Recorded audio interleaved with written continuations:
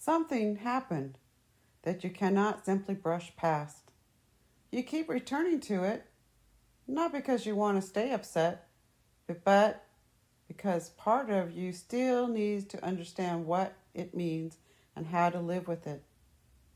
If you feel wronged by your partner and you are unsure what to do with that hurt, stay with me for a few minutes. Hi, I'm Sandy Hancock, relationship coach.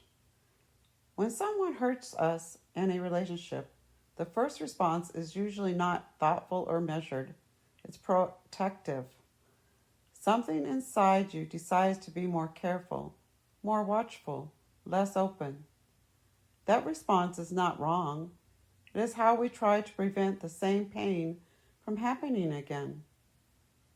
For many people, that protection shows up as holding on to what went wrong, replaying the words, remembering the moment, staying anchored to the offense.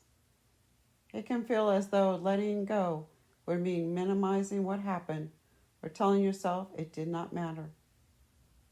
So the anger stays close, not because it feels good, but because it feels like the only way to honor the hurt. Over time, though, that protection begins to cost more than it gives. The relationship starts being shaped by what happened instead of what is happening. Conversations feel heavier, neutral moments feel uncertain, even sincere efforts from your partner may feel insufficient because the hurt is still active inside you. This is where many couples get stuck. Not because one person refuses to change, but because the injury has not yet been dealt with inside. Until that happens, everything else struggles to move forward. It is important to pause here and say something clearly. Hurt inside relationships does not always come from the same place. Sometimes it comes from unmet expectations, poor communication, or repeated disappointments that were never repaired. Other times it comes from serious harm, including emotional or physical abuse, where safety, boundaries, and outside support matter far more than reconciliation. Those situations are not the same, and they should never be treated as if they are. If you're in a situation where you are not safe, being told to simply forgive or move on can feel invalidating and even harmful. Safety always comes first. At the same time, there is an inner issue that shows up across the entire range of hurt. Whether the offense was large or small, when the pain is held as protection, it continues to shape how you think, respond, or engage. It quietly influences every interaction that follows. This is why noting meaningful usually changes while resentment is still doing the work of protection. Conversations turn defensive. Apologies fall flat. The relationship becomes centered around the wound instead of the present moment. Before deciding what the relationship should become, something quieter needs to happen inside you. There's a difference between excusing what happened and loosening your grip on it. Releasing the grip does not mean trust has been restored. It does not remove accountability. It does not require closeness, reconciliation, or even staying in the relationship. It simply means you are choosing not to let the injury keep leading your emotional life. When the hurt is rooted in misunderstanding or unmet expectations, this inner release creates space for honest conversation. Without it, every discussion carries an edge. With it, there is room to speak without constantly defending your position.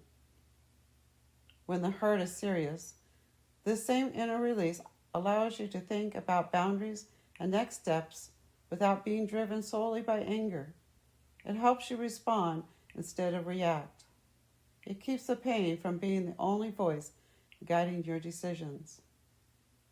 This is where forgiveness is often misunderstood. Forgiveness is not something you offer to someone else so they can feel better. It is the decision you make so that offense no longer controls you. It often needs to come before answers, not after everything has been resolved. Many people resist this because they believe holding on to the hurt is what keeps them safe. But protection that requires constant guarding comes at a cost. It drains energy, it limits peace, it keeps the past active in the present. You can honor what hurt you without carrying it forever. You can remember without reliving. You can loosen your grip without loosening your ground. Once that inner shift begins, decisions become steadier. Communication becomes more grounded. Boundaries become more intentional instead of reactive. Whether the path forward involves repair, distance, or something else entirely, it will be chosen from a calmer place. If this message resonates with you, I wrote a reflection on the same subject, where I explore what to do when you feel wronged by your partner. I will leave a link below if you'd like to read it. And if you're in a season where you feel hurt or unsure what to do next, remember this.